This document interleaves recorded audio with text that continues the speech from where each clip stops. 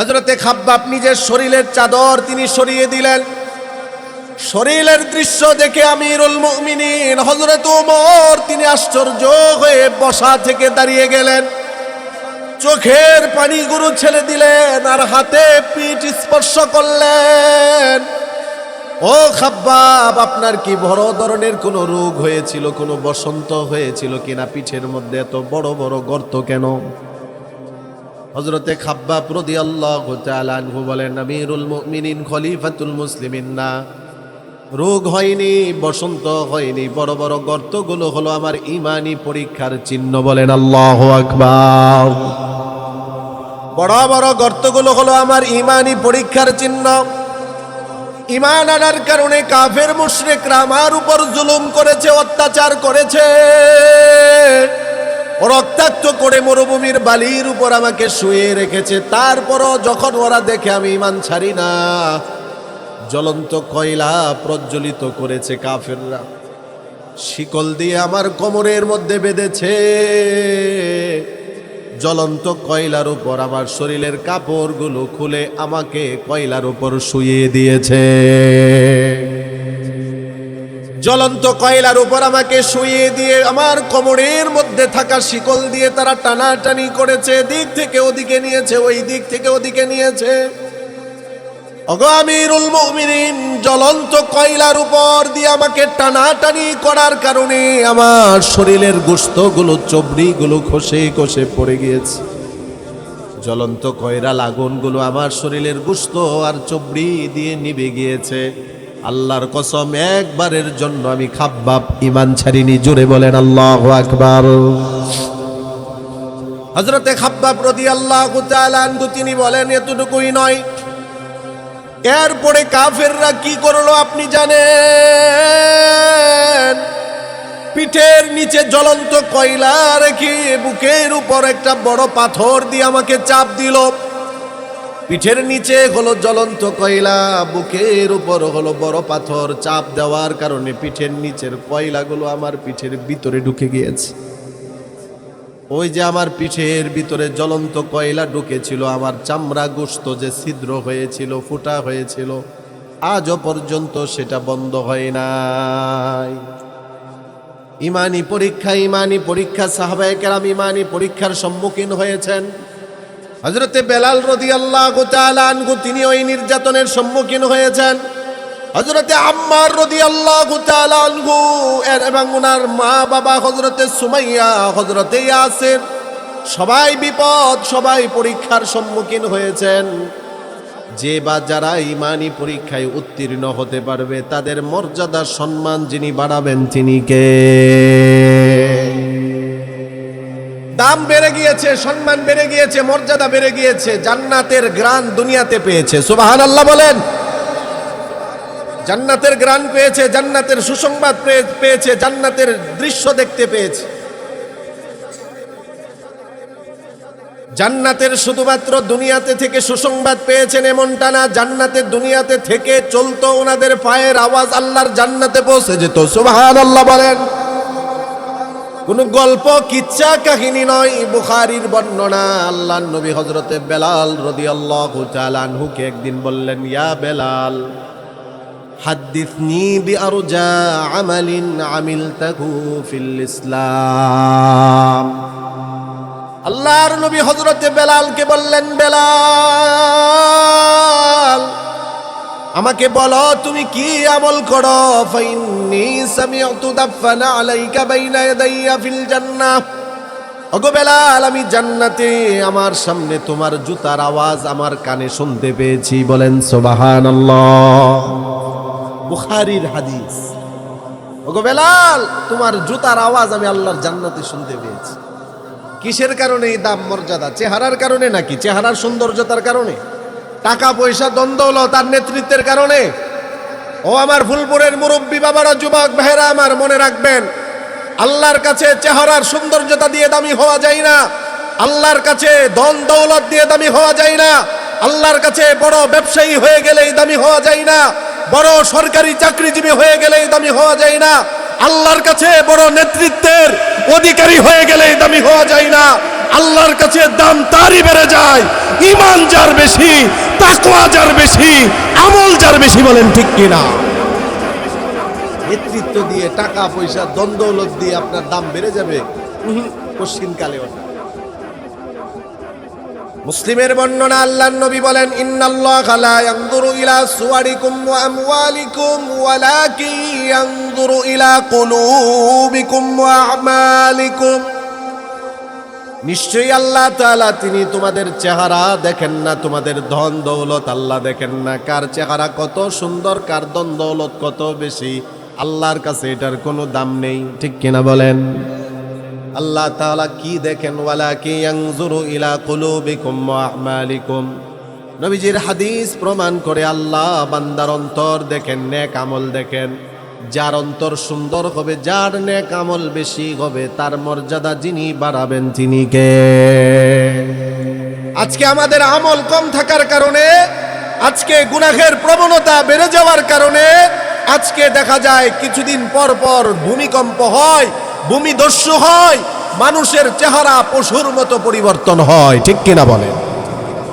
এটা রাসূলের ভবিষ্যৎবাণী, রাসূলের ভবিষ্যৎবাণী। আমি গত বছর কুড়িগ্রাম, নীলফামারী, রংপুর ওই সমস্ত অঞ্চলে গিয়েছিলাম। জমিন যে মানুষকে নিয়ে, ঘরবাড়ি নিয়ে নিচে দেবে যায়, ভূমিদস্যু যে হয়, এটা ওদিকের মানুষ ভালো করে জানে। আর ভূমিকম্পের কথা তো মনে থাকার কথা আপনাদের, না ভুলে গেছেন? এই যে শুক্রবারের, গত শুক্রবার ভূমিকম্প কি একটু অনুভব হয়েছিল নাকি? আল্লাহ আমাদেরকে বোঝার তৌফিক দান করুক, বলি আমিন। যে কথাটা বলতেছিলাম, যে এই যে ভূমিকম্প হয়, কেন হয়?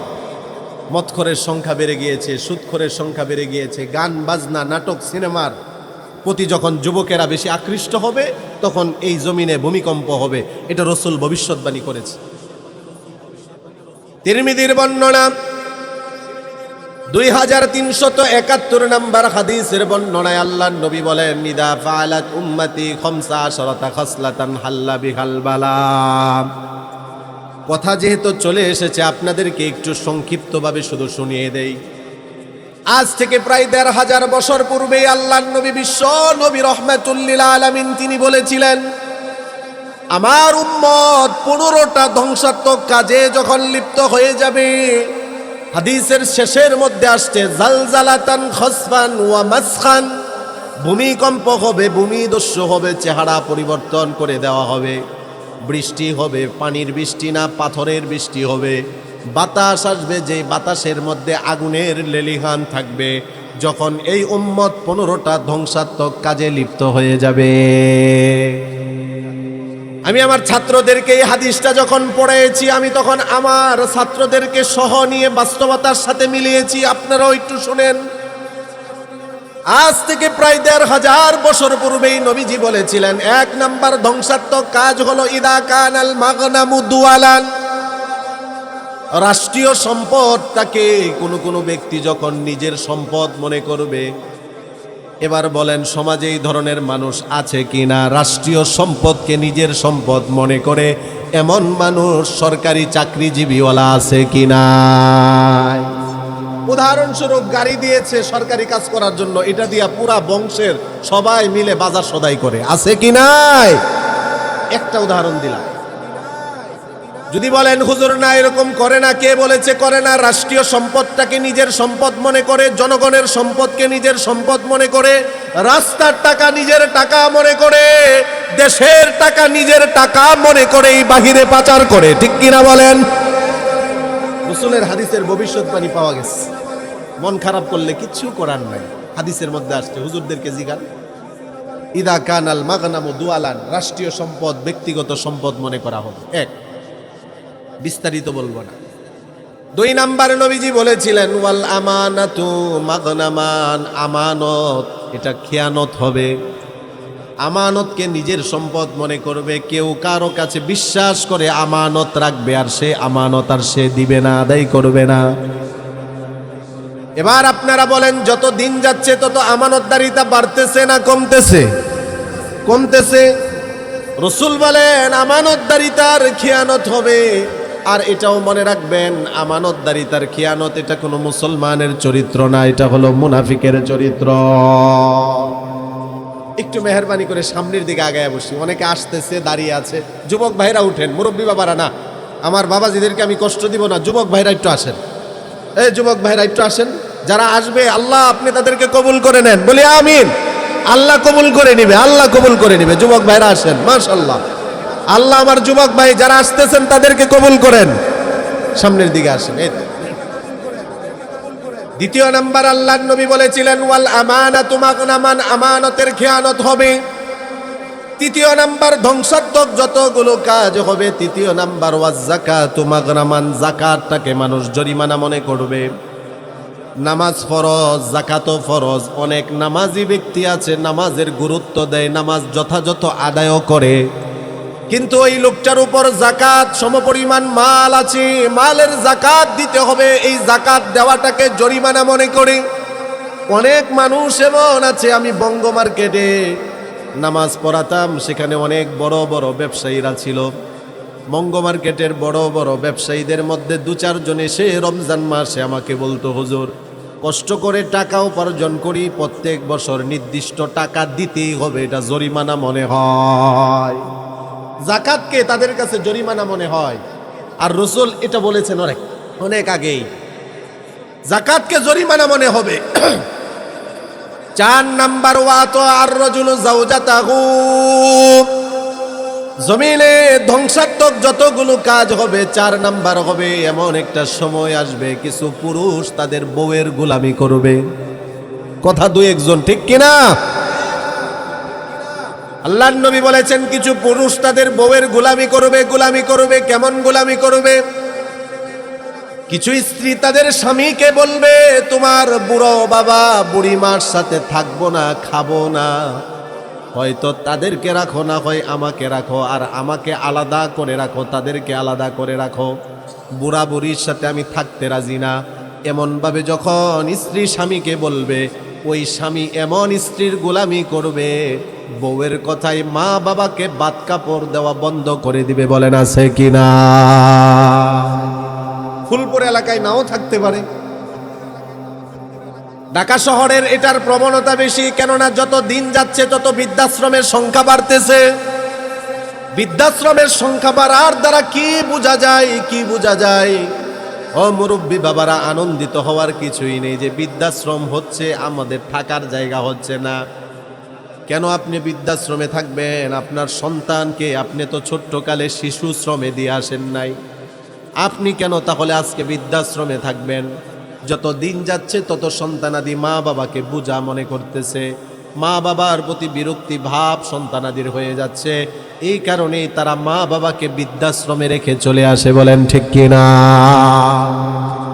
আর যেই ছেলেগুলো, যেই মেয়েগুলো, যেই সন্তানগুলো মা বাবাকে বোঝা মনে করে বৃদ্ধাশ্রমে রেখে চলে আসে, আমি তাদের ব্যাপারে বলি, এই সন্তানেরা, তোমরা যারা মা বাবাকে বোঝা মনে করে বৃদ্ধাশ্রমে রেখে চলে আসতেছো, তোমাদেরকে আমি বলি, দুনিয়ার ওই সন্তানগুলোকে বলি, মা বাবাকে যারা বোঝা মনে করে, যারা বৃদ্ধাশ্রমে রেখে চলে আসতেছে, ওরাও একদিন বাবা হবে, ওরাও একদিন মা হবে। ওদের সন্তানাদি ওদেরকে বৃদ্ধাশ্রমে না, লাথি মেরে রাস্তায় ফেলে দিবে। এজন্যই নবীজি বলেছিলেন ওয়াতো আর রাজুলু যাওজাতাহু, এমন একটা সময় আসবে যেই সময় বউয়ের গোলামি স্বামী করবে। 5 নাম্বার, কিয়ামতের আগে যতগুলো ধ্বংসাত্মক কাজ হবে, নবীজি বলেছেন ওয়াক্কা উম্মাহু, মাকে কষ্ট দিবে। 6 নাম্বার, ওয়াদনা সদিকহু, বন্ধু বান্ধবের প্রতি মোহাব্বত বেড়ে যাবে, কাছে টেনে নিবে। 7 নাম্বার, জাফা বাহু, বাবাকে দূরে ঠেলে দিবে। বন্ধু বান্ধব তার প্রিয় হয়ে যাবে, মা বাবা তার দুশ্মন হয়ে যাবে। এমনই দুশ্মন মা বাবা বর্তমানে কিছু ছেলে মেয়ের কাছে হয়ে গিয়েছে। মা বাবাকে শুধু আঘাত করে না, মা বাবাকে হত্যা করে। বলেন আছে কিনা? কিছুদিন আগে 30 সালের ঘটনা সারা দেশে ভাইরাল হয়েছে, সারা বিশ্ব দেখেছে। এক ছেলে তার মাকে বাবাকে হত্যা করে নিজের ঘরে পুঁতে রেখেছে। বলেন নাউজুবিল্লাহ।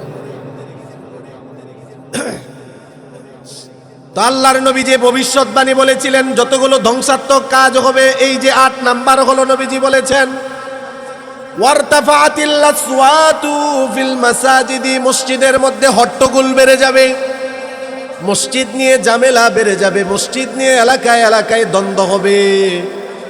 এক মসজিদ থেকে ৩-৪টা মসজিদ হয়েছে, এখন ৫ নাম্বার হওয়ার আলোচনা চলতেছে। বলেন এলাকায় এলাকায় আছে কিনা?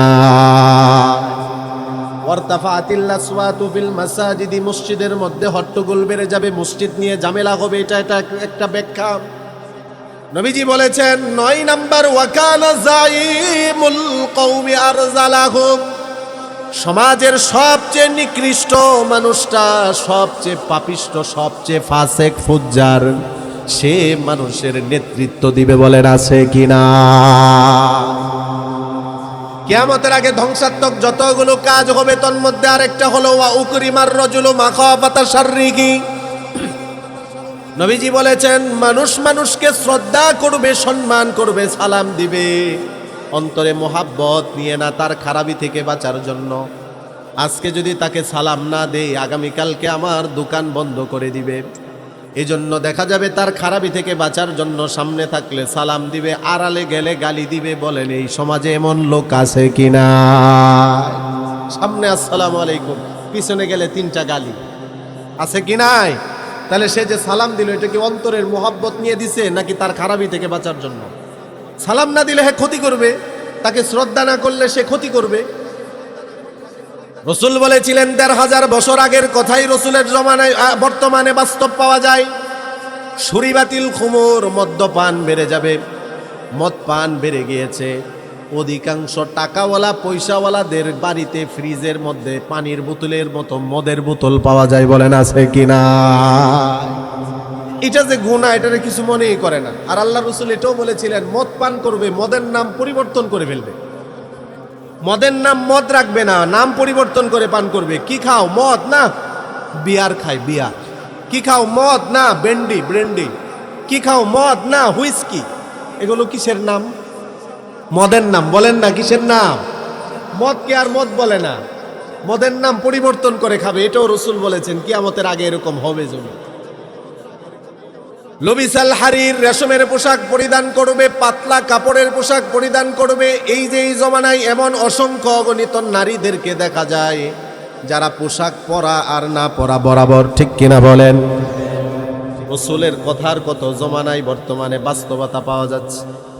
আল্লাহর নবী বিশ্ব নবী রহমাতুল লিল আলামিন এটাও বলেছিলেন ওয়াত্তুখিদাতিল কাইনাতু ওয়াল মাআজিব, গান বাজনা বাদ্যযন্ত্রের সংখ্যা বেড়ে যাবে, গায়ক গায়িকা নর্তকীর সংখ্যা বেড়ে যাবে, আর আলেমদের সংখ্যা, আলেমদের সম্মান কমে যাবে। তখন কিয়ামত হবে। বলেন ঠিক কিনা?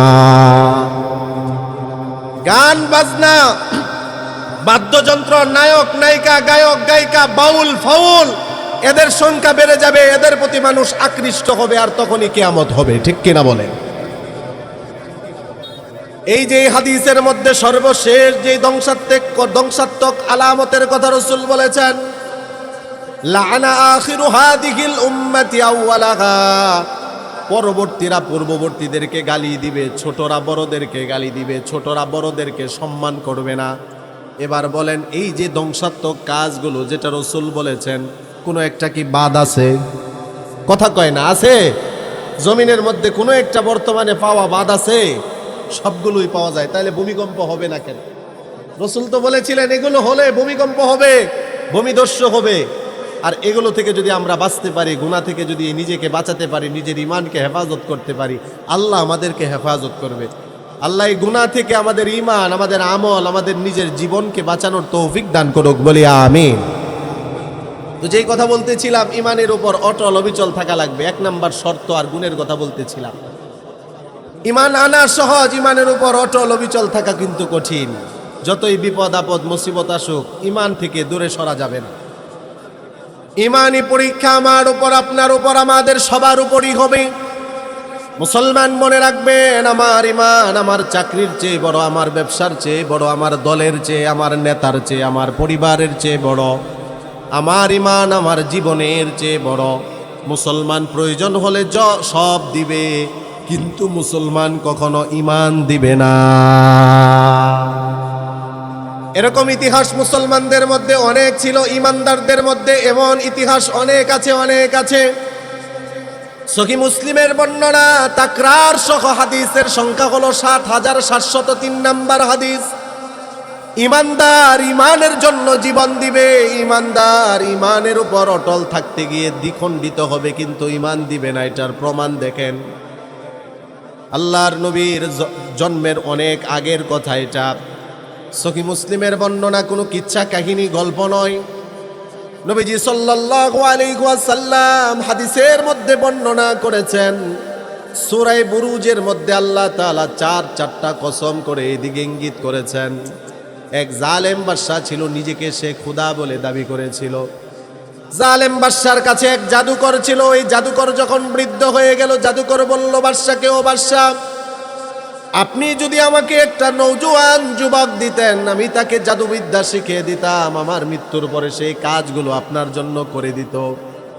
তাফসীর ইবনে কাসিরের মধ্যেও এসেছে, বাদশা প্রস্তাবটাকে সুন্দর প্রস্তাব মনে করে ইয়ামান শহরের মধ্যে খোঁজাখুঁজি করে সবচেয়ে চালাক একটা নওজোয়ান, একটা যুবককে ঠিক করে জাদুকরের কাছে দিয়ে দিল।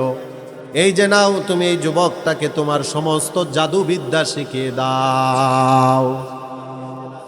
তাফসীরের মধ্যে এসেছে, ওই যুবকের নাম হলো আব্দুল্লাহ বিন তামের। যুবক আব্দুল্লাহ বিন তামের জাদুকরের বাড়িতে যায় আর জাদুবিদ্যা শিখে আবার নিজের বাড়িতে চলে আসে। যুবকের কাছে এগুলো ভালো লাগে না। মানুষ মানুষের রব হতে পারে না, বাদশা নিজেকে রব বলে দাবি করেছে। হঠাৎ করে যুবক রাস্তা দিয়ে হেঁটে যায় আর দেখতে পায় গাছের নিচে কিছু মানুষকে সামনে নিয়ে আল্লাহর এক বান্দা আল্লাহর পরিচয়ে মানুষকে পরিচয় দিচ্ছে। সুবহানাল্লাহ। তৎকালীন আহলে কিতাবি একজন খ্রিস্টান আলেম, তখন সত্য ধর্ম ছিল খ্রিস্টান ধর্ম, একজন আলেম কিছু মানুষকে আল্লাহর পরিচয় দিচ্ছে। যুবক আব্দুল্লাহ বিন তামের রাস্তায় দৃশ্য দেখে বসে পড়ছে। আলেমের কথাগুলো শুনে ভালো লাগছে। এখন প্রতিদিন আলেমের কাছে আসা যাওয়া করে, আলেমের কথা শুনে একদিন বলতেছে, হুজুর, আমার কাছে বড় ভালো লাগতেছে, আপনি যে আল্লাহর পরিচয় দিচ্ছেন আমাদেরকে, ওই আল্লাহই তো আমাদের রব, তো আপনি আমাকে মুসলমান বানিয়ে দেন।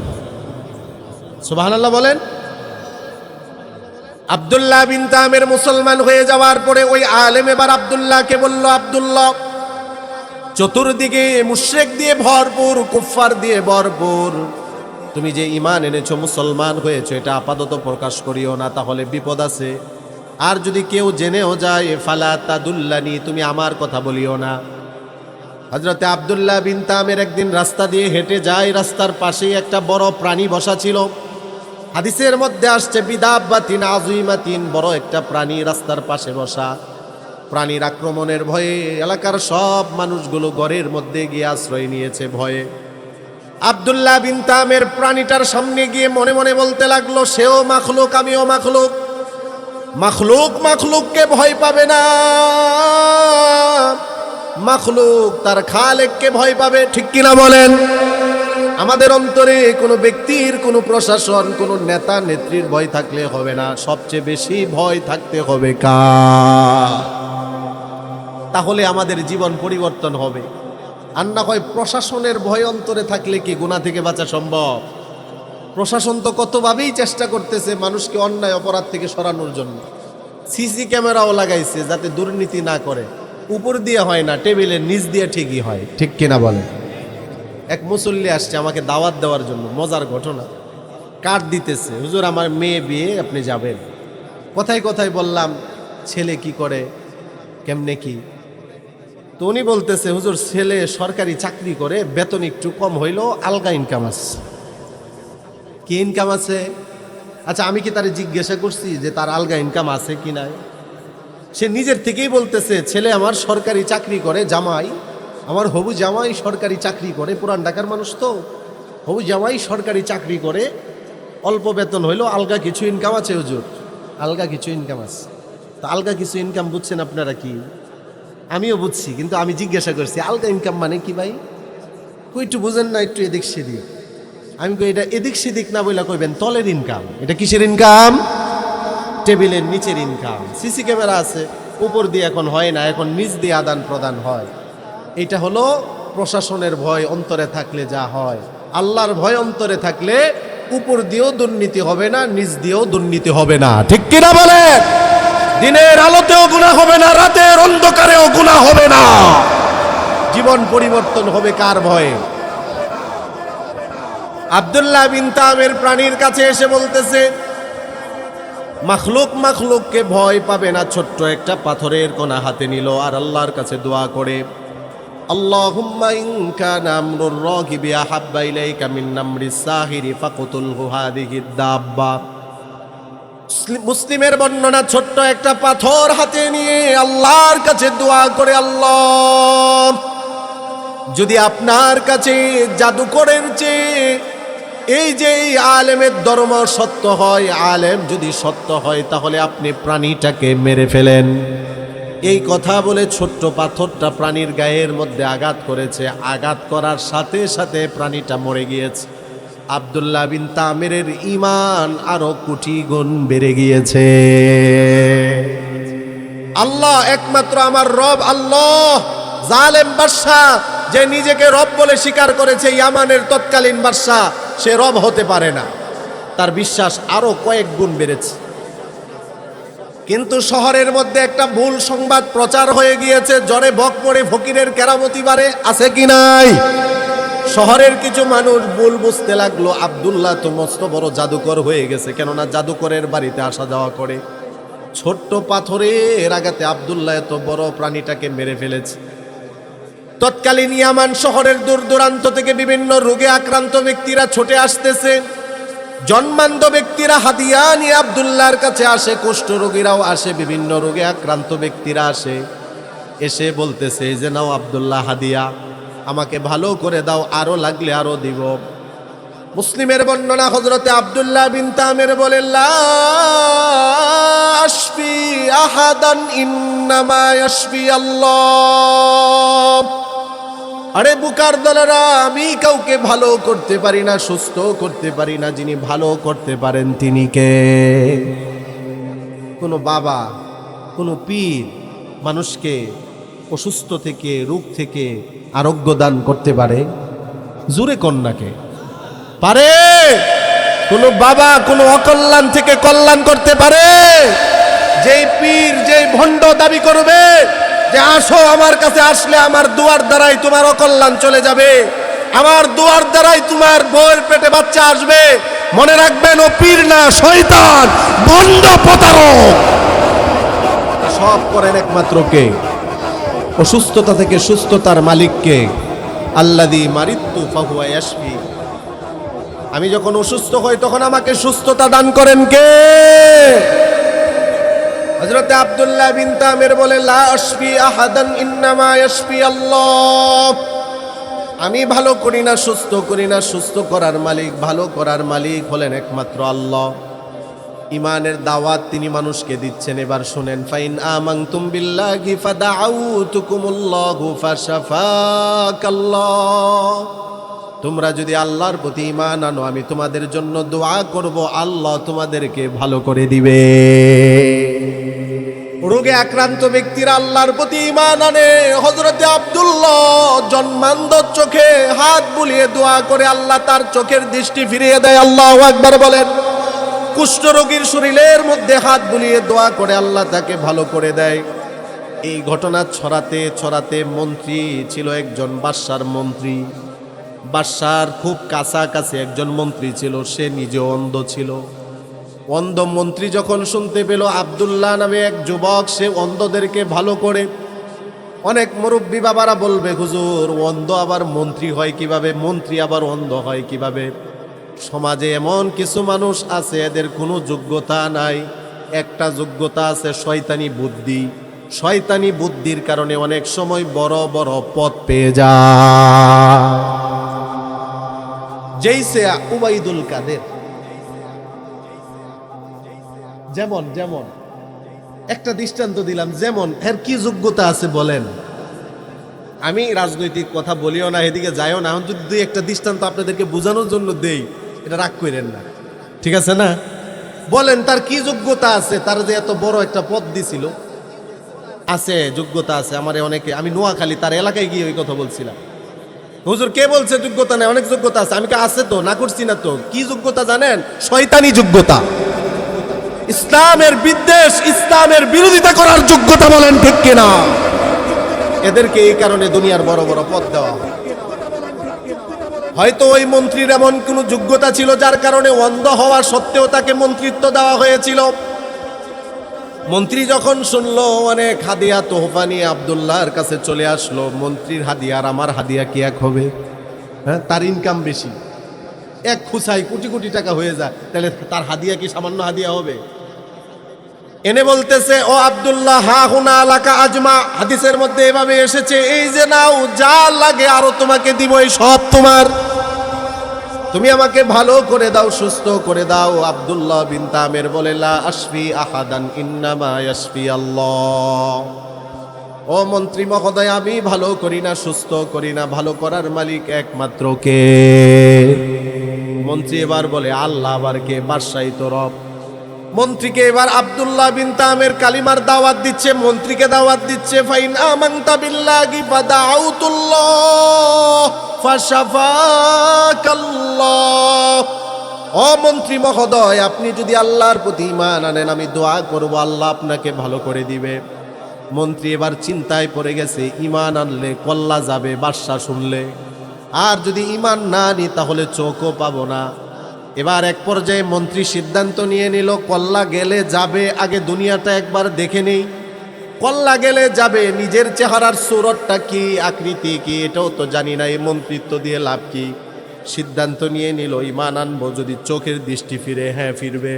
ঈমান আনার পরে হযরতে আব্দুল্লাহ দোয়া করে চোখে হাত বুলিয়ে দিল, আল্লাহ মন্ত্রীর অন্ধত্ব দূর করে দিল। এবার বলেন, মন্ত্রীর ঈমান এখন বাড়বে না কমবে? এতদিন তো আরেক রবের সাথেই তো ছিল, কিন্তু সে কি তার দৃষ্টি ফিরিয়ে দিতে পারছে? মন্ত্রী বুঝছে, আর রাগটাও কি পরিমাণ ভিতরে হয়েছে চিন্তা করেন। ধুর বাটপার, এতদিন তোর অধীনে ছিলাম, তুই নিজেকে শুধু রব বলে, খোদা বলে এই দাবি করে গেছস। তুই যদি কিছু হইতি তাহলে তো তুই অনেক আগে আমার চোখটা ফিরিয়ে দিতে পারতি, দুইটা না হোক একটা তো পারতি, ঠিক কিনা বলেন? পরের দিন সকালবেলা মন্ত্রী এবার বাদশার দরবারে চলে গেল, অন্ধত্বের মতো না, চক্ষুষ্মান ব্যক্তির মতো নিজের জায়গায় গিয়ে বসলো।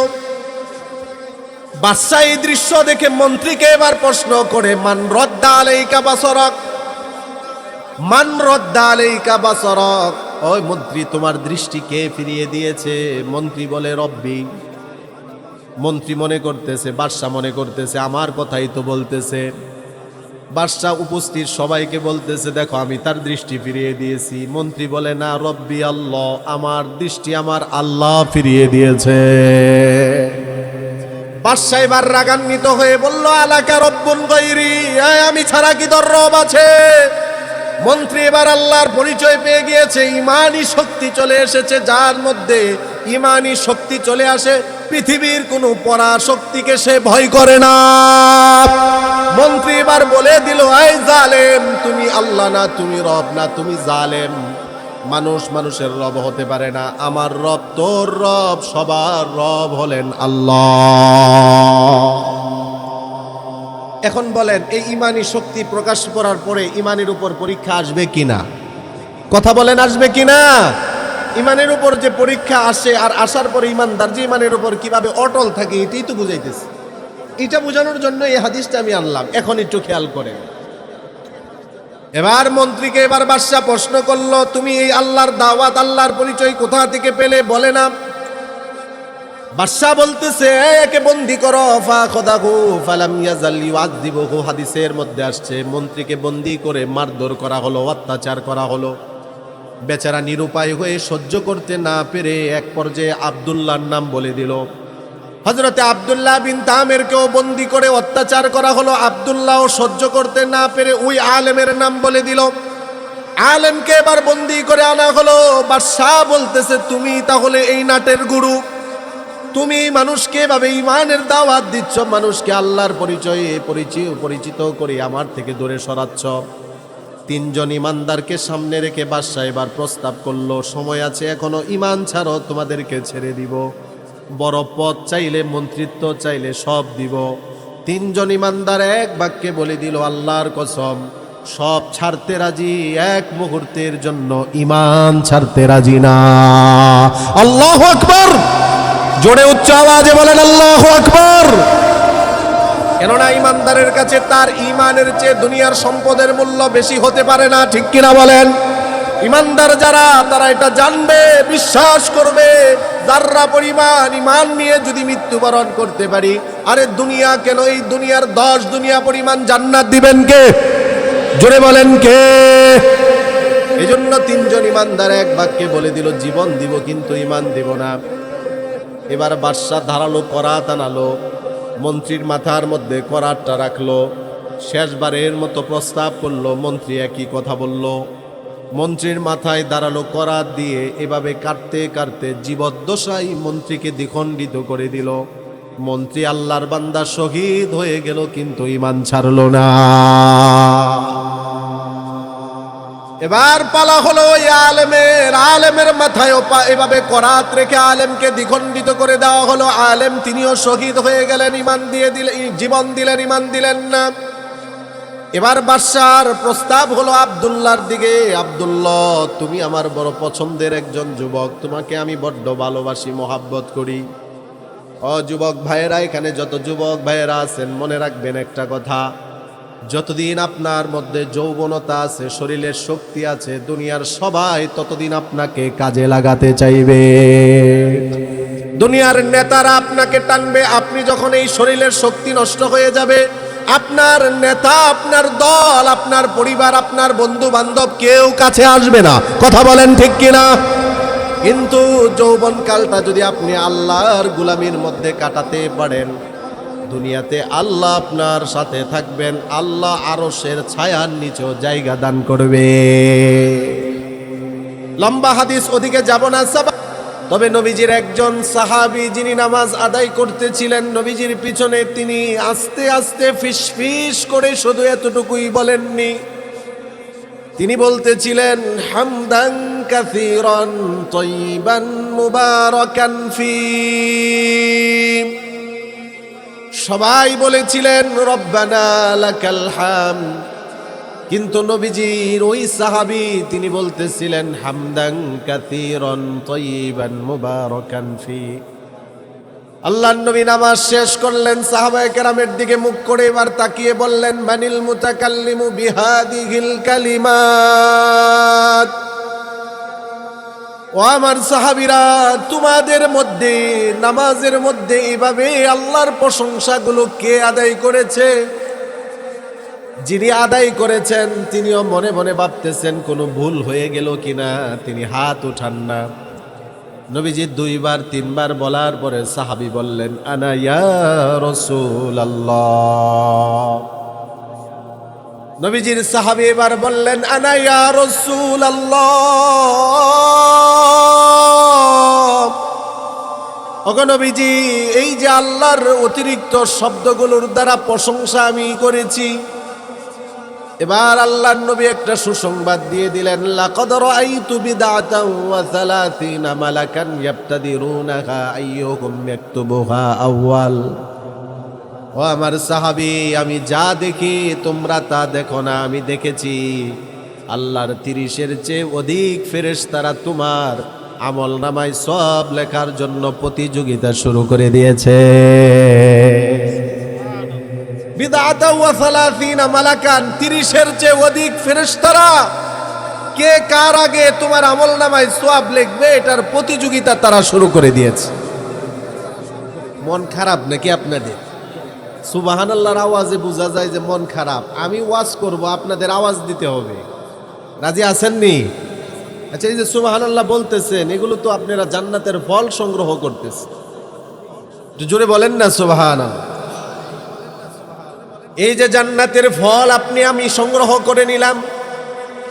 তিরমিজির বর্ণনা 3851 আর 52 নম্বর হাদিসের বর্ণনা, আল্লাহর নবী সাহাবায়ে কেরামকে বললেন, ইদা মারারতুম বিরিয়াজিল জান্নাতি ফারতাউ।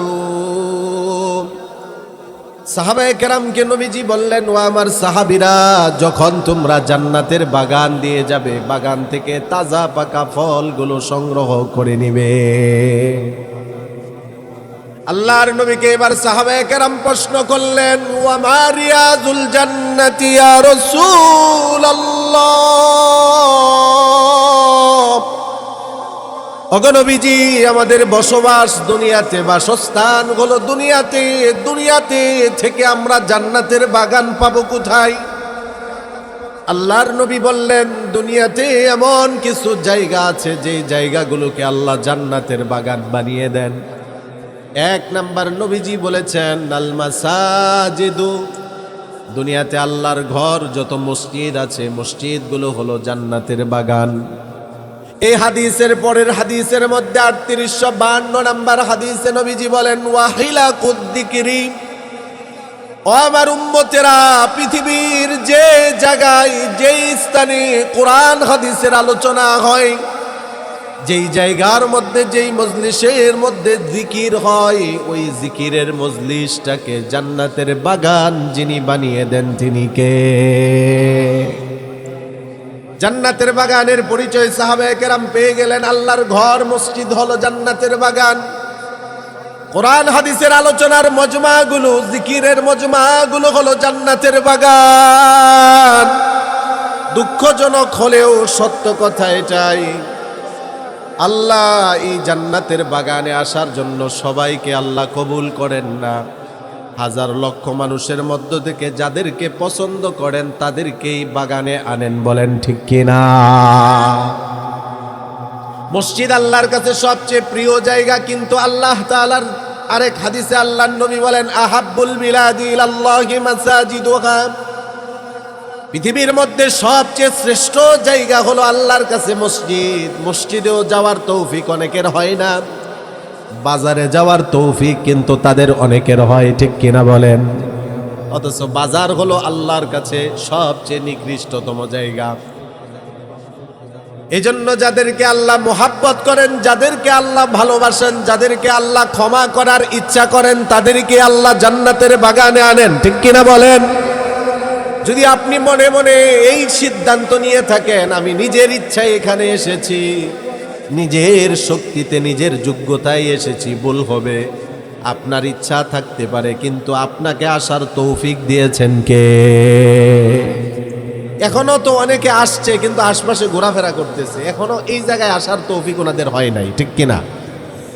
অনেকে এখনো আসেই নাই, বাড়িতে আছে, বাজারে আছে, আশপাশে আছে। দেখি যদি ভাল লাগে শেষে যায় একটা হাজিরা দিব। আসলে এখানে ওনার কোনো বিষয় না, এখানে তৌফিক লাগবে কার? আল্লাহ তৌফিক দেন নাই। আর ওনার একটা বিষয়, সেটা হলো উনি ইচ্ছাও করে নাই। ইচ্ছা যদি করতো আল্লাহ তৌফিক দিত। ঠিক কিনা বলেন? তো যেই কথাটা বলতেছিলাম যে একটু জোরে জোরে যদি সুবহানাল্লাহ বলেন তাহলে লাভ কি হবে? সাহাবায়ে কেরাম এবার আল্লাহর নবীকে বললেন, ওয়া মাররাতু ইয়া রাসূলুল্লাহ, ওগো নবীজি, জান্নাতের বাগানের পরিচয় আপনি আমাদেরকে দিয়ে দিলেন, আমরা পেয়ে গেলাম। এবার আপনি আমাদেরকে যে বলেছেন বাগান থেকে তাজা পাকা ফলগুলো নেওয়ার জন্য, ফল কি জিনিস? আল্লাহর নবী বললেন, সুবহানাল্লাহ ওয়ালহামদুলিল্লাহ লা ইলাহা ইল্লাল্লাহ আল্লাহু আকবার। এই তাসবিহগুলো হলো জান্নাতের বাগানের ফল। এখনো কিছু কিপন আছে যারা জান্নাতের বাগানের ফল চায় না। জোরে বলেন সুবহানাল্লাহ। ভরে গেছে, ভরে গেছে। এই যে জমিন থেকে আসমান পর্যন্ত খালি জায়গা আপনার নেকির দ্বারা ভরপুর হয়ে যায়। জান্নাতে এমন একটা গাছ হয়ে যায়, বুখারীর বর্ণনা, ইন্না ফিল জান্নাতি লা শাজারাতান ইয়াসিরুর রাকিবু ফি যিল্লিহা মিআতা আমিন লা ইয়াকতাউহা। জান্নাতের গাছগুলো এমন গাছ, 100 বছর দ্রুতগামী ঘোড়া দ্রুত গতিতে চলতে থাকবে, সেটার ছায়া শেষ করতে পারবে না। এই যে বলছেন, এই যে হয়ে গেছে, আরেকটা তৈরি করেন, আরেকটা করেন। এই তো মাশাআল্লাহ। এইভাবে প্রস্তুত থাকলে আছে ভালো লাগে। শ্রোতা যদি প্রস্তুত না থাকে, বক্তা বয়ান করে ভালো লাগে না। এই জন্য আপনারা প্রস্তুত থাকবেন, কোরআন হাদিসের কথাগুলো মনোযোগ দিয়ে ইখলাসের সাথে শোনার চেষ্টা করবেন, আর আমাদের জন্য দোয়া করবেন, আল্লাহ যেন আমাদেরকেও ইখলাসের সাথে বলার তৌফিক দান করে। বলি আমিন। বাবাজিরা, ও আমার ভাইয়েরা, মনোযোগ দিয়ে এখলাসের সাথে শুনতে হবে। মাহফিল অনেক হয়, বাংলাদেশে যে পরিমাণ মাহফিল হয় অন্য কোনো বিশ্বে কোনো দেশে এর পরিমাণ মাহফিল হয় না। যে পরিমাণ মাহফিল হয়, যদি আমরা পরিপূর্ণ মাহফিলের দ্বারা উপকৃত হতাম, ফায়দা পেতাম, তাহলে আমাদের বাংলাদেশে একটা বেনামাজি খুঁজে পাওয়া যেত না। জোরে বলেন না ঠিক কিনা? দুঃখজনক হলে এটাও সত্য কথা, মাহফিল অনেক হয়, বয়ানও আমরা অনেক করি, আপনারাও অনেক শুনেন, কিন্তু লাভ যতটুকু আমরা আশাবাদী ছিলাম ততটুকু আমরা লাভবান হচ্ছি না। কারণ কি? এখলাস বলনেওয়ালা শুননেওয়ালাদের কমতি থাকার কারণে, ঠিক কিনা? এজন্য আমলের নিয়তে শুনতে হবে। গতানুগতিক আসলাম, শুনলাম, চলে গেলাম, এই নিয়তে না, আমলের নিয়ত। না হয় যেই পরিমাণ মাহফিল হয় আমাদের সমাজ অনেক সুন্দর হওয়ার কথা। যেই পরিমাণ মাহফিল হয়, আপনারা যেই পরিমাণ শুনেন, এলাকা তন্ন তন্ন করে খুঁজলেও তো একটা সুদখোর পাওয়ার কথা ছিল না। কিন্তু যত দিন যাচ্ছে তত সুদখোর কমতেছে না বাড়তেছে? একটু জোরে বলেন। ঘুষখোরের সংখ্যা কমতেছে না বাড়তেছে? বেনামাজির সংখ্যা কমতেছে না বাড়তেছে? বেপর্দা নারীর সংখ্যা কমতেছে না বাড়তেছে? এর উদ্দেশ্য হলো আমরা আমলের নিয়তে শুনি না। আল্লাহ আমাদেরকে আমলের নিয়তে শোনার তৌফিক দান করুক, বলি আমিন। আমি আপনাদের সম্মুখে সূরা কাহাফের একটি আয়াত তেলাওয়াত করেছি এবং অসংখ্য অগণিত হাদিস সমূহের মধ্য থেকে একটি হাদিস নবীজি সাল্লাল্লাহু আলাইহি সাল্লামের বুখারীর বর্ণনা থেকে পাঠ করেছি। আমি আপনাদেরকে এই আলোচনায় যাওয়ার আগে প্রথমে একটা প্রশ্ন করি। আমাদেরকে আল্লাহ অসংখ্য অগণিত নিয়ামত দান করেছেন, সবচেয়ে বড় নিয়ামত হলো ইমানের মতো দৌলত নিয়ামত আল্লাহ দান করেছেন, ঠিক কিনা বলেন? ইমানের চেয়ে বড় দামি কোনো নিয়ামত আছে? আল্লাহ তাআলা আমাদেরকে যত নিয়ামত দান করেছেন, নিয়ামত গুণে কখনো ফুরানো যাবে না, শেষ করা যাবে না। ওয়া ইন তাউদ্দু নি'মাতাল্লাহি লা তুহসুহা, নিয়ামত গুণে কখনো শেষ করা যাবে না। এই অসংখ্য গণিত নিয়ামত সমূহের মধ্য থেকে সবচেয়ে বড় নিয়ামত হলো আল্লাহ আমাদেরকে ঈমানের দৌলত দান করেছে। ও আমার মুরব্বী বাবারা, ও আমার যুবক ভাইয়েরা, যেই নিয়ামত আল্লাহ আমাদেরকে দান করেছেন, এই নিয়ামতের উপর, এই নিয়ামতকে যদি মৃত্যু পর্যন্ত ধরে রাখতে পারি, ঈমানের উপর অটল থেকে, অবিচল থেকে যদি আমার মরণ হতে পারে, এই ঈমানের এত দাম, এত দাম, যাররা পরিমাণ ঈমানের বদৌলতে জাহান্নাম থেকে বের করে জান্নাতি যিনি বানাবেন তিনি কে? তিরমিজি শরীফের বর্ণনায় এসেছে, জান্নাতীরা জান্নাতে চলে যাবে, জাহান্নামীরা জাহান্নামে চলে যাবে। আল্লাহ পাক রব্বুল আলামিন এবার জাহান্নামের ফেরেশতাদেরকে বলবেন, হে জাহান্নামের ফেরেশতারা, আখরিজু মিনান নার, আমার ওই বান্দাগুলোকে জাহান্নাম থেকে বের করে নিয়ে আসো। মান ক্বালা লা ইলাহা ইল্লাল্লাহ, যারা বলেছিল লা ইলাহা ইল্লাল্লাহ, ওয়াফি কলবিহি মিসকালু যাররাতিন মিন ঈমান, এবং অন্তরের মধ্যে যাররা পরিমাণ যাদের ঈমান আছে, জাহান্নাম থেকে বের করে ঈমানের বদৌলতে তাদেরকে জান্নাতে পৌঁছে দাও। শর্ত হলো মৃত্যু পর্যন্ত ঈমানের উপর অটল অবিচল থাকা। ও আমার মুরব্বী বাবারা, যুবক ভাইয়েরা আমার, ঈমান আনা সহজ, ঈমানের উপর অটল অবিচল থাকা কিন্তু সহজ না, বড় কঠিন, ঠিক কিনা বলেন? কেননা যেই ব্যক্তি ঈমান আনলো, ঈমান আনার পরে আল্লাহর পক্ষ থেকে ঈমানি পরীক্ষা তাদের উপর আসবে। যেই ব্যক্তির ঈমান যত বেশি হবে, পাকাপোক্ত হবে, তার পরীক্ষাও তত কঠিন হবে। ঈমানদার যতই পরীক্ষা আসুক না কেন, ঈমানি পরীক্ষায় উত্তীর্ণ হতে হবে। ঈমান ধ্বংসাত্মক সকল কাজ থেকে আমাদেরকে বাঁচতে হবে, নিজের ঈমানকে বাঁচাতে হবে। আজ থেকে প্রায় ১৫০০ বছর পূর্বেই আল্লাহর নবী বলেছিলেন, সায়াতি আলান নাসি জামান, অচিরেই এমন একটা সময় আমার উম্মতের সামনে আসবে, আস-সাবিরু ফীহি মালা দীনিহি কাল কাবিজি আলাল জামরি, আমার উম্মতগুলো ঈমানের উপর অটল থাকা এমন কঠিন হয়ে যাবে, জ্বলন্ত কয়লা হাতের মধ্যে রাখা যেমন কঠিন। ঈমান ধ্বংসাত্মক কাজ সামনে হবে, পিছনে হবে, ডানে হবে, বামে হবে, চতুর্দিকে শুধু ঈমান ধ্বংসাত্মক কাজ হবে। ঈমানদার তার ঈমানের উপর অটল থাকা, অবিচল থাকা বড়ই কষ্ট হয়ে যাবে। জ্বলন্ত অঙ্গার হাতের মধ্যে রাখা যেমন কঠিন, তবে এই সময়কার ব্যাপারেও রাসূল একটা সুসংবাদ দিয়েছেন। ধ্বংসাত্মক জমানায় ধ্বংসাত্মক কাজ থেকে যারা তাদের ঈমানকে বাঁচাবে, মান তামাসসাকা বিসুন্নতি ইনদা ফাসাদি উম্মতি,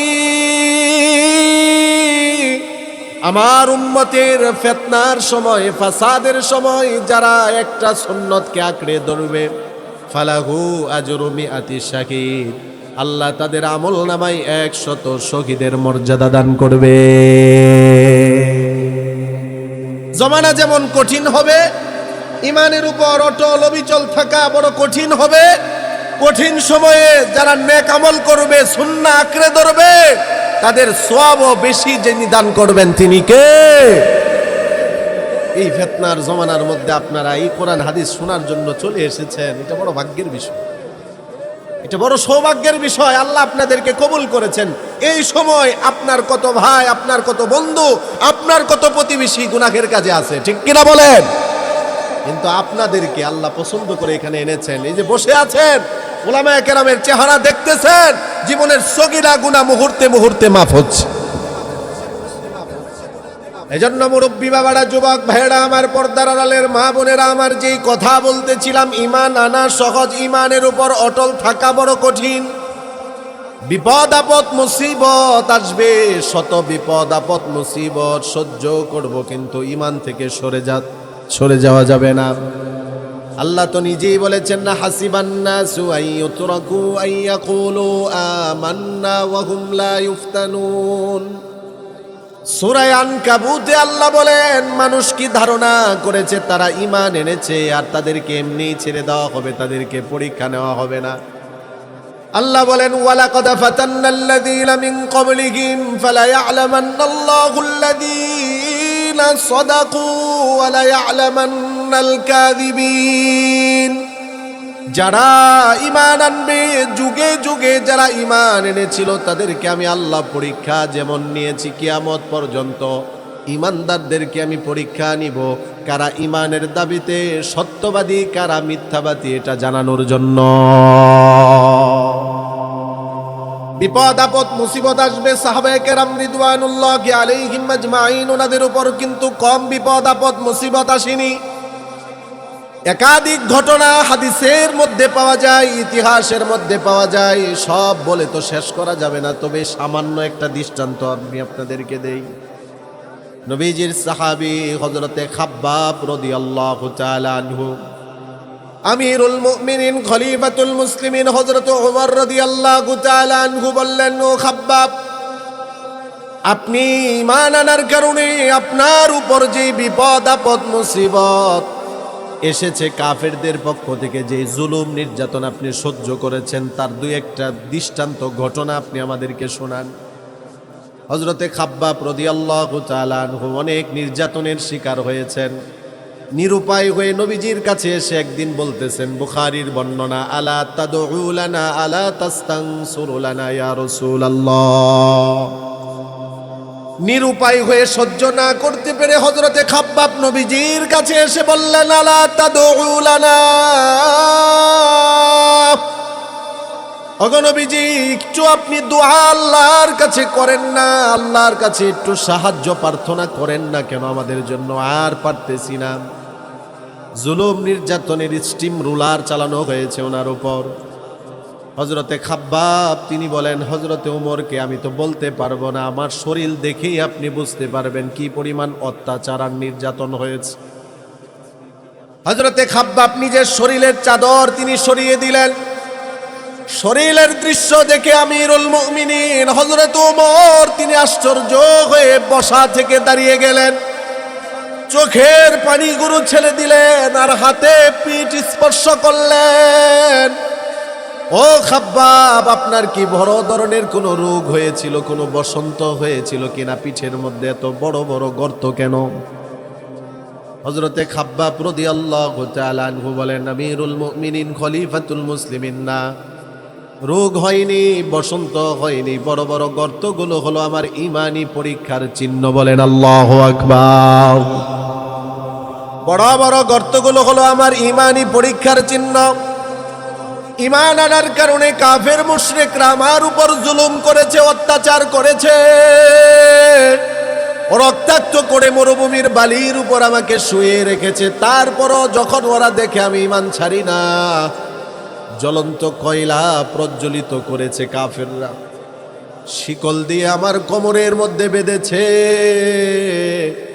জ্বলন্ত কয়লার উপর আমার শরীরের কাপড়গুলো খুলে আমাকে কয়লার উপর শুইয়ে দিয়েছে। জ্বলন্ত কয়লার উপর আমাকে শুইয়ে দিয়ে আমার কোমরের মধ্যে থাকা শিকল দিয়ে তারা টানাটানি করেছে, দিক থেকে ওদিকে নিয়েছে, ওই দিক থেকে ওদিকে নিয়েছে। ওগো আমিরুল মুমিনিন, জ্বলন্ত কয়লার উপর দিয়ে আমাকে টানাটানি করার কারণে আমার শরীরের গোশতগুলো, চবড়িগুলো খসে খসে পড়ে গিয়েছে। জ্বলন্ত কয়লার আগুনগুলো আমার শরীরের গোশত আর চবড়ি দিয়ে নিভে গিয়েছে। আল্লাহর কসম, একবারের জন্য আমি খাব্বাব ঈমান ছাড়িনি। জোরে বলেন আল্লাহু আকবার। হযরতে খাব্বাব রাদিয়াল্লাহু তাআলা আনহু তিনি বলেন, এতটুকুই নয়, এরপরে কাফেররা কি করলো আপনি জানেন? পিঠের নিচে জ্বলন্ত কয়লা রেখে বুকের উপর একটা বড় পাথর দিয়ে আমাকে চাপ দিল। পিঠের নিচে হলো জ্বলন্ত কয়লা, বুকের উপর হলো বড় পাথর। চাপ দেওয়ার কারণে পিঠের নিচের কয়লাগুলো আমার পিঠের ভিতরে ঢুকে গিয়েছে। ওই যে আমার পিঠের ভিতরে জ্বলন্ত কয়লা ঢুকেছিল, আমার চামড়া গোশত যে ছিদ্র হয়েছিল, ফুটা হয়েছিল, আজও পর্যন্ত সেটা বন্ধ হয় নাই। ইমানি পরীক্ষা সাহাবায়ে কেরাম ইমানি পরীক্ষার সম্মুখীন হয়েছেন। হযরতে বেলাল রাদিয়াল্লাহু তাআলা আনহু তিনি ওই নির্যাতনের সম্মুখীন হয়েছেন। হযরতে আম্মার রাদিয়াল্লাহু তাআলা আনহু এবং ওনার মা বাবা হযরতে সুমাইয়া, হযরতে ইয়াসির, সবাই বিপদ, সবাই পরীক্ষার সম্মুখীন হয়েছেন। যে বা যারা ইমানি পরীক্ষায় উত্তীর্ণ হতে পারবে তাদের মর্যাদা সম্মান যিনি বাড়াবেন তিনি কে? দাম বেড়ে গিয়েছে, সম্মান বেড়ে গিয়েছে, মর্যাদা বেড়ে গিয়েছে, জান্নাতের গ্রান দুনিয়াতে পেয়েছে। সুবহানাল্লাহ বলেন। জান্নাতের গ্রান পেয়েছে, জান্নাতের সুসংবাদ পেয়েছে, জান্নাতের দৃশ্য দেখতে পেয়েছে।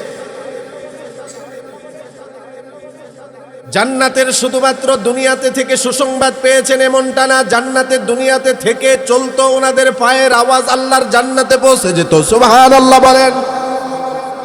কোন গল্প কিচ্ছা কাহিনী নয়, বুখারীর বর্ণনা। আল্লাহর নবী হযরতে বেলাল রাদিয়াল্লাহু তাআলা আনহুকে একদিন বললেন, ইয়া বেলাল, হাদ্দিসনি বিআরজা আমালিন আমিলতাহু ফিল ইসলাম।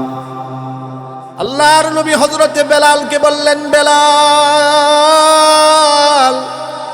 আমাকে বলো তুমি কি আমল করো। ফাইন্নী সামি'তু দাফানা আলাইকা বাইনা ইয়াদাইয়া ফিল জান্নাহ।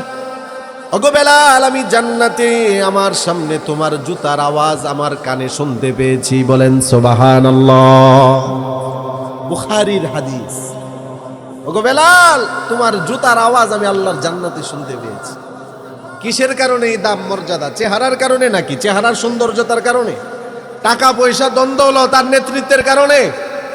ও আমার ফুলপুরের মুরব্বী বাবারা, যুবক ভাইরা আমার, মনে রাখবেন, আল্লাহর কাছে চেহারার সৌন্দর্যতা দিয়ে দামি হওয়া যায় না। আল্লাহর কাছে ধন দৌলত দিয়ে দামি হওয়া যায় না। আল্লাহর কাছে বড় ব্যবসায়ী হয়ে গেলেই দামি হওয়া যায় না। বড় সরকারি চাকরিজীবী হয়ে গেলেই দামি হওয়া যায় না। আল্লাহর কাছে বড় নেতৃত্বের অধিকারী হয়ে গেলেই দামি হওয়া যায় না। আল্লাহর কাছে দাম তারই বেড়ে যায় ঈমান যার বেশি, তাকওয়া যার বেশি, আমল যার বেশি। বলেন ঠিক কিনা?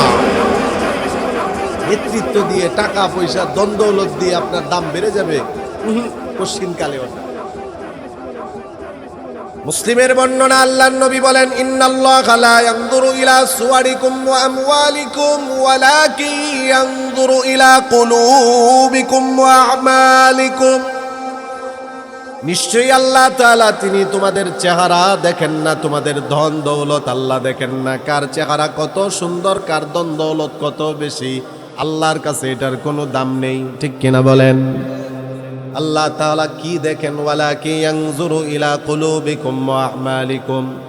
নবীজির হাদিস প্রমাণ করে আল্লাহ বান্দার অন্তর দেখেন, নেক আমল দেখেন। যার অন্তর সুন্দর হবে, যার নেক আমল বেশি হবে, তার মর্যাদা যিনি বাড়াবেন তিনি কে?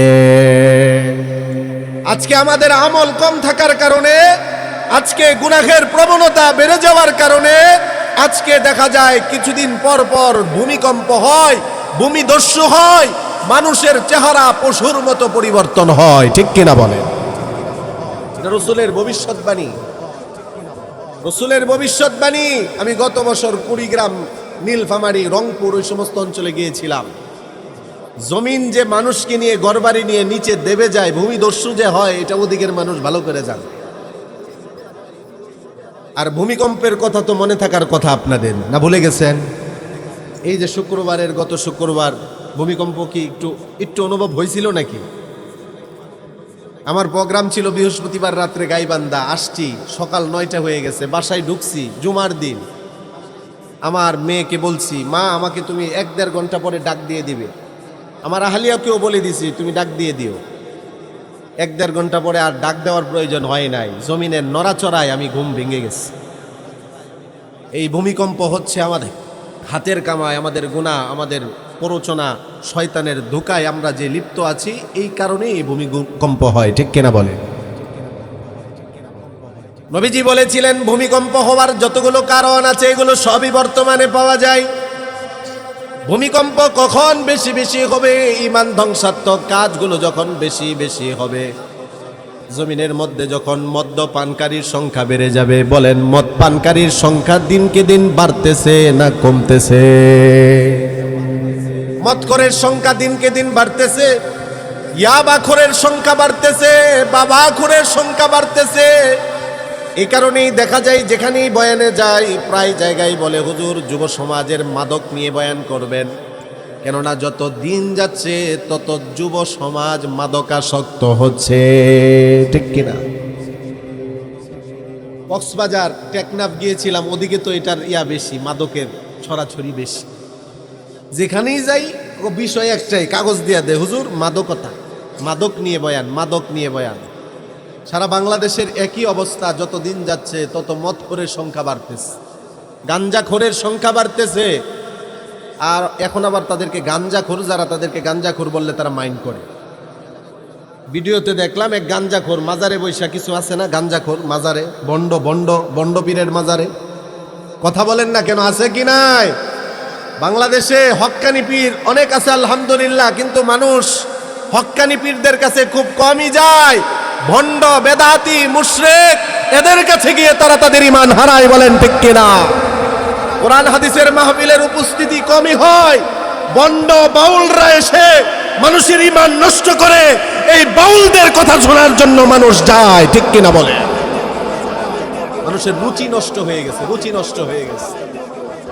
দেখেন নাই বাউলরা একের পর এক কি উদ্ভট কথাবার্তা বলতেছে, শিরিকি কথাবার্তা, ঈমান ধ্বংসাত্মক কথাবার্তা বলতেছে। একটাকে গ্রেফতার করছে, এরকম একটা নয়, এরকম শত আছে। সবগুলোকে গ্রেফতার করে দৃষ্টান্তমূলক শাস্তি দিতে হবে। 56,000 বর্গ মাইলের সোনার বাংলায় 90-92 মুসলমানের দেশে যেই বাউল আমার আল্লাহকে নিয়ে কটাক্ষ করবে, আমার নবীকে নিয়ে কটাক্ষ করবে, আমার দ্বীন ইসলামকে নিয়ে কটাক্ষ করবে, কোরআনকে নিয়ে কটাক্ষ করবে, টুপিওয়ালা দাড়িওয়ালাদেরকে নিয়ে কটাক্ষ করবে, দাড়িকে নিয়ে স্বয়ং কটাক্ষ করবে, এই বাউলদেরকে বাংলাদেশে কোনো জায়গা দেওয়া যাবে না। ঈমান ধ্বংসাত্মক কাজ নিয়ে মাঠে নেমেছে। চিন্তা করেন কি বলতেছে। কয় আল্লাহ এক এক সময় এক এক কথা বলে, আল্লাহর আগামাতা বুঝে না সে, নাউজুবিল্লাহ। এভাবে বলে নাই, আরো খারাপ করে বলছে। এটা আমার বলার যোগ্যতা নাই। এই বাউল আল্লাহর ব্যাপারে যে আপত্তিকর কথা বলেছে, এটা মুখে আমি বলতে পারবো না। নামাজের ব্যাপারে আপত্তিকর কথা বলে, আদম আলাইহিস সালামের দেহের গঠন নিয়ে কটূক্তি করে, দাড়িকে নিয়ে কটূক্তি করে। এরা এভাবে ওদের গান বাজনাগুলোর মধ্যে বিভিন্ন ইসলামের শিয়ার নিয়ে ওরা এই সমস্ত বিভিন্ন অপপ্রচার চালিয়ে মানুষের ঈমান নষ্ট করে। গ্রেফতার করেছে, আমরা খুশি, তবে শুধু গ্রেফতার পর্যন্ত যেন সীমাবদ্ধ না হয়। দৃষ্টান্তমূলক একটা শাস্তি দিলে ভবিষ্যতে আমার আল্লাহর বিরুদ্ধে, নবীর বিরুদ্ধে এরা কোনো কথা বলবে না, ঠিক কিনা বলেন?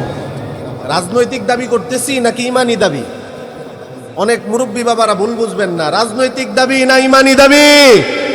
আল্লাহ প্রয়োজন হলে আল্লাহর জন্য, দ্বীনের জন্য, ইসলামের জন্য সন্তানাদিকে যদি এতিম করতে হয়, স্ত্রীকে যদি বিধবা করতে হয়, দ্বীনের জন্য, ইসলামের জন্য বাংলার জমিনে কাদিয়ানীদেরকে অমুসলিম ঘোষণা করার জন্য শরীরে কাফনের কাপড় পরতে কারা কারা রাজি আছি?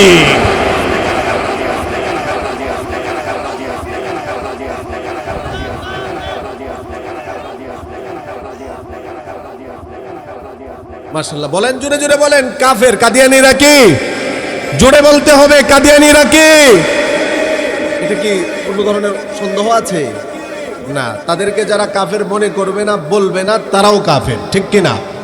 এদের যারা পক্ষ নিবে তারাও কাফের, এদেরকে যারা সাপোর্ট করবে, এদেরকে যারা সাহায্য সহযোগিতা করবে তারাও নিঃসন্দেহে কাফের। যেই কথা বলতেছিলাম, এবার বাদশা আব্দুল্লাহ বিন তামেরকে বলল, এ আব্দুল্লাহ, তোমার তো মাত্র যৌবনকাল, তারা তো বুড়ো হয়ে গিয়েছে, জীবন তো শেষই হয়ে গিয়েছে, তোমার এখনো সামনে অনেক ভবিষ্যৎ। তোমাকে ওই যে মন্ত্রীর পদ এখনই যদি চাও দিয়ে দিব, বলো তুমি ঈমান ছেড়ে দাও। বাদশা বলে, আব্দুল্লাহ বিন তামের বলে, না না, চোখের সামনে দুইজন ইমানদারকে জীবন দিতে দেখেছি, ঈমান দেয়নি। আমিও তো ইমানদার, ইমানদার জীবন দিবে, কিন্তু কখনো সে তার ঈমান ছাড়তে পারে না।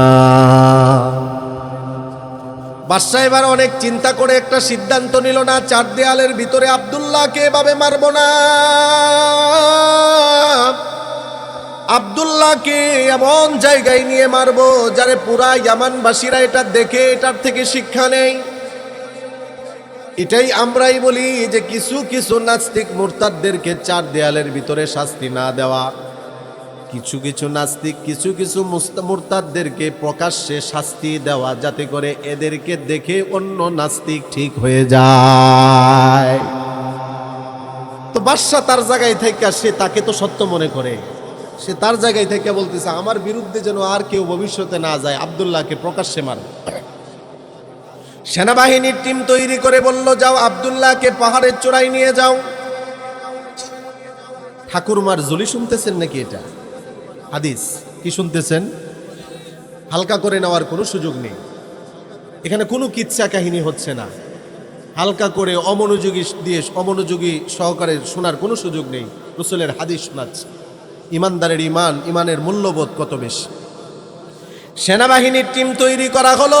বাদশা বলে দিল সেনাবাহিনীদেরকে, যাও যাও আব্দুল্লাহকে পাহাড়ের চূড়ার মধ্যে নিয়ে যাও। চূড়ার মধ্যে নিয়ে যে শেষবারের মতো প্রস্তাব করবে, যদি ঈমান ছাড়ে তো ছাড়লো, না ছাড়লে আব্দুল্লাহকে ধাক্কা মেরে ফেলে দিবে। সেনাবাহিনীর লোকেরা আব্দুল্লাহ বিন তামেরকে পাহাড়ের চূড়ার মধ্যে নিয়ে গেল। সর্বশেষ প্রস্তাব করলো, আব্দুল্লাহ এখনো সময় আছে, তুমি ঈমান ছেড়ে দাও। হযরতে আব্দুল্লাহ বিন তামের বলতেছে, আল্লাহর কাছে দোয়া করতেছে, আল্লাহুম্মা কফিনিহিম বিমা শিতা। এই ছোট্ট দোয়াটা মুখস্থ করে নেবেন। আব্দুল্লাহ বিন তামের আল্লাহর কাছে দোয়া করে, আল্লাহ, ঈমান আনার কারণে, আপনাকে বিশ্বাস করার কারণে এই যে জালেম গোষ্ঠী আমার বিরুদ্ধে লেগে গিয়েছে, নারায়ে তাকবীর, নারায়ে তাকবীর। রংপুরি সাহেবের আগমন।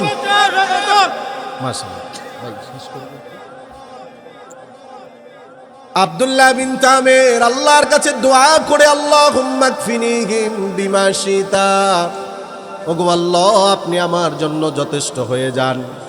হাদিসের মধ্যে আসছে, এই দোয়াটা করার সাথে সাথে এমনভাবে ভূমিকম্প শুরু হয়ে গেল, বাদশার সেনাবাহিনীরা পাহাড় থেকে পড়ে গিয়ে মারা গেল। আব্দুল্লাহর কিছুই হলো না, সুস্থতার সাথে তিনি চলে আসলেন। আসার পরে বাদশা এবার দেখে প্রশ্ন করে, মা ফালা সাহাবুকা, এ আব্দুল্লাহ, তোমাকে তো আমি হত্যার জন্য পাঠিয়েছিলাম, আমার সেনাবাহিনী কোথায়? মুসলিমের বর্ণনা, হযরতে আব্দুল্লাহ বলেন, কাফানিহিমুল্লাহ, আপনার সেনাবাহিনীর বিরুদ্ধে আমার আল্লাহ যথেষ্ট হয়েছেন। এবার আরেকটা সেনাবাহিনীর টিম তৈরি করে আব্দুল্লাহ বিন তামেরকে সমুদ্রে পাঠানো হলো। একই অবস্থায় আব্দুল্লাহ বিন তামের দোয়া করলেন, আল্লাহ ওনাকে বাঁচালেন। সর্বশেষ বাদশা নিরুপায় হয়ে বলতেছে, আব্দুল্লাহ তোমাকে কি আমি মারতে পারবো না, হত্যা করতে পারবো না? আব্দুল্লাহ বিন তামের বললেন, মারতে পারবে, তবে তুমি যদি আমাকে মারতে চাও তোমার মতো মারলে হবে না, আমি যেভাবে বলবো সেভাবে। কিভাবে তোমাকে মারতে হবে? পুরা ইয়ামানবাসীদেরকে একটা মাঠে জমা করো। জমা করা হলো। শত শত হাজার হাজার ইয়ামানবাসীরা দৃশ্য দেখতেছে। আব্দুল্লাহ বিন তামের তার একটা তীর বাদশার হাতে দিয়ে বলতেছে, একটা বাক্য বলে দিব, এই বাক্য বলে তীর তুমি আমার দিকে মারো। কি বাক্য? বলে, বিসমিল্লাহি রব্বিল গোলাম, এই গোলামের রবের নামে আমি তীর মারতেছি, এই বাক্য বলে তুমি মারো। বাদশাহ আব্দুল্লাহকে হত্যার পিছনে এমন পাগল পারা হয়ে গিয়েছিল, এই বাক্যের মর্ম সে বুঝতে পারেনি। বিসমিল্লাহি রব্বিল গোলাম বলে যখন তীর মেরেছে, হাদিসের মধ্যে এসেছে মাথায় লেগে রক্তক্ষরণ হয়ে হযরত আব্দুল্লাহ শহীদ হয়েছে। তাতে কি হয়েছে? তাতে কি হয়েছে? মুসলমানের রক্ত যেই জমিনে পড়ে, সেই জমিন মুসলমানদেরকে আল্লাহ দান করে। একজন ইমানদার যদি তার জীবন দিতে পারে, তার রক্ত দিতে পারে, অন্যের বিরুদ্ধে প্রতিবাদ করে, তাহলে তার রক্ত বৃথা যায় না। আবু সাইদের রক্ত বৃথা যায়নি, আলেমুল আমাদের রক্ত বৃথা যায়নি। দ্বীনের জন্য, সত্যের জন্য জালেমের বিরুদ্ধে যারা এই রক্ত দিবে, জালেমের অস্তিত্ব থাকবে না, থাকবে না, থাকবে না। ইমানদার তার ইমানের উপর অটল অবিচল। আব্দুল্লাহ বিন তামিরের মৃত্যু হয়ে গেছে। শত শত ইয়ামানবাসী এই দৃশ্য দেখে তারা মুসলমান হয়ে গেছে। সুবহানাল্লাহ বলেন। জান্না আমান্না বিরব্বিল গোলাম। শত শত ইয়ামানবাসীরা বলতেছে, এই গোলামের রবই আমাদের রব, এই রবের প্রতি, আল্লাহর প্রতি আমরা ঈমান এনে নিলাম। সুবহানাল্লাহ। এখন বাদশার মাথা নষ্ট। আগে ছিল এক আব্দুল্লাহ, এখন শত আব্দুল্লাহ। আগে ছিল এক মামুনুল হক, কারাগারে নেওয়ার পরে দেখে হাসান ইবনে মাসউদ রংপুরিও মামুনুল হকের চেয়ে বেশি বড় হুঙ্কার দেয়, ঠিক কিনা? আগে ছিল আল্লামা এক সাইদি, এখন দেখে গড়ে গড়ে সাইদি, বলেন ঠিক কিনা? এজন্য ইসলামের দাওয়াত বন্ধ হবে না, ঠিক কিনা বলেন? ইসলামের এই আওয়াজ বন্ধ হবে না, জোরে বলতে হবে, ঠিক কিনা? কাফের এখন ওই বাদশা চিন্তা করলো এদেরকে মারতে হবে। শত শত ইমানদার মারতেছে মারতেছে মারতেছে। একজন মহিলা, সেও ইমান এনেছিল, কোলের মধ্যে ছোট্ট বাচ্চা, কি করবে? আগুনে লাফ দিবে নাকি বাঁচবে? এক পর্যায়ে সিদ্ধান্ত নিতে পারতেছে না, তার বাচ্চার জবান আল্লাহ খুলে দিয়েছে। সুবহান। ইয়া উম্মা ইসবিরি ফা ইন্নাকি আলাল হাক্কি। মা, তুমি আগুনে লাফ দাও, তুমি সত্যের উপর আছো, ইমানের উপর আছো, তোমার ভয় কিসের মা? লাফ দাও, এই আগুন তোমার জন্য আল্লাহ জান্নাতের বাগান বানিয়ে দিবে। আল্লাহ আমাদের সকলকে ইমানের উপর অটল অবিচল থাকার তৌফিক দান করুক। সকলে বলি আমিন। ওয়া আখিরু দাওয়ানা আলহামদুলিল্লাহি রাব্বিল আলামিন। আসসালামু আলাইকুম ওয়া রাহমাতুল্লাহি ওয়া বারাকাতুহু।